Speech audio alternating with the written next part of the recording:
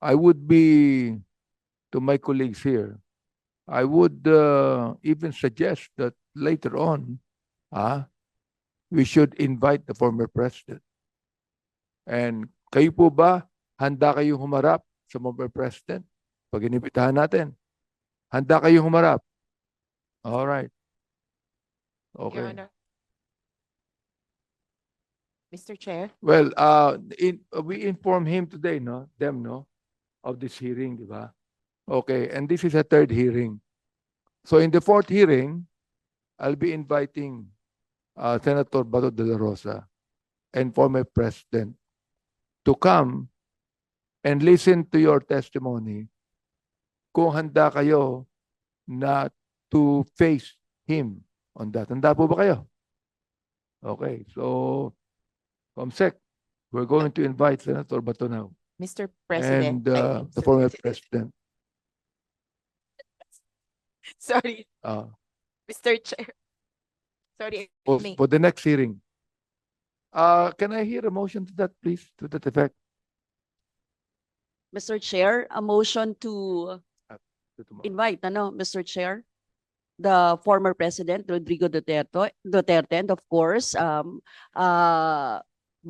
Senator Bato de la Rosa, para po sa pagsagot dito sa mga issues na ina-allege, sa mga issues na inihahapag ng mga EJK victims and their families. Okay. Second the motion, Mr. Chair. There is a motion to invite the former president in the next hearing after tomorrow, and Senator Bato de la Rosa. Okay. Mr. Chair. And there is a second. So if there's no objection, same is approved. Mr. Mr. Chair, Chair. i-conclude ko lang, no? Mr. Yung Chair, aking before po dun sa before proceeding to the questioning, Mr. Chair, kasi nandun na tayo sa pag-invite, Mr. Chair, baka din ma-fortify pa natin kung ano talaga yung nangyayari sa war on drugs. Kung Mr. Chair, since mga victims yung nandito, baka meron pang isa, for example, si dating Senator Laila de Lima, para maging resource person din natin kaugnay sa war on drugs, since she is one of the 'di ba, matindi din yung kanyang hinarap nung nakaraan. Siguro if the body will So you're also approve. making a motion to that? Yes, Mr. Chair. And- Mr. Chair, I would like to make a motion to invite as resource person former Senator Laila de Lima in this chamber, Mr. Chair. Is there any second? Second, Mr. Chair. Moved and seconded that Senator De Lima should be invited. No objection. Same is approved. Mr. Chair. Okay. Sige. Ah, Sige, sige. Mr. Go ahead, Chair, if go I ahead. may. So first, because we already introduced Senator De Lima, may I also bring to the attention of the body that Senator De Lima actually authored a Senate resolution to investigate the one-time big time in Cebu. This is Senate Resolution number 915, filed October 10, 2018. And I do not know what is the status of this resolution, but perhaps their committee in the Senate would have further information about this. It is a resolution directing the appropriate Senate committee to conduct an inquiry into the spate of killings during police operations in Metro Cebu, and it covers the one-time big time operations as indicated.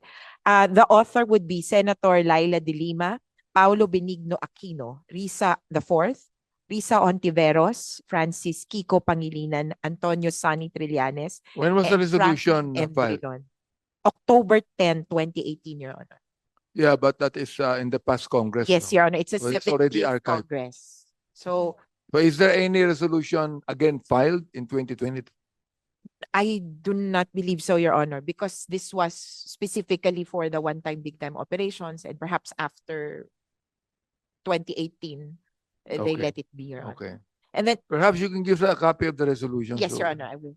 And then just, Your Honor, as to the question of whether we believe that Duterte is responsible, from our legal analysis, Your Honor, President Duterte, we filed a complaint, a communication before the International Criminal Court, indicting him as the most responsible for crimes against humanity. That is the crime that constitutes or covers all of the killings in this period, Your Honor. And his individual criminal responsibility stems from the Rome Statute, Your Honor. And we believe it would stem from first, Article 25, which calls to attention his own acts, his direction, his speeches, his statements. And second, Your Honor, under Article 28, which would be his responsibility under command responsibility as someone who should have known and knew, consciously disregarded this information that these things were happening. And in fact, we have on record after, well, until 2022, you have the president saying that he was responsible for these killings. He is taking all accountability for these killings. And in fact, we also have a video recently that we unearthed that where he says that his only crime is extrajudicial killings. Perhaps Yeah. we can find that video Uh, again, Your Honor. I Thank you, also Your would Honor. like to recognize the presence of Congressman Carapot Paduano of the Abang Lingkod party list.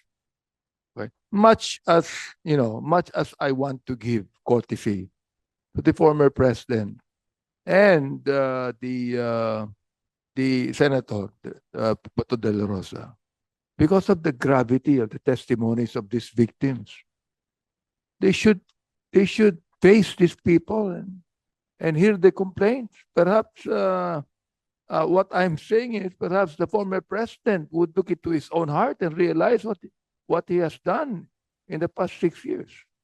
So therefore, we're going to invite him now because of this.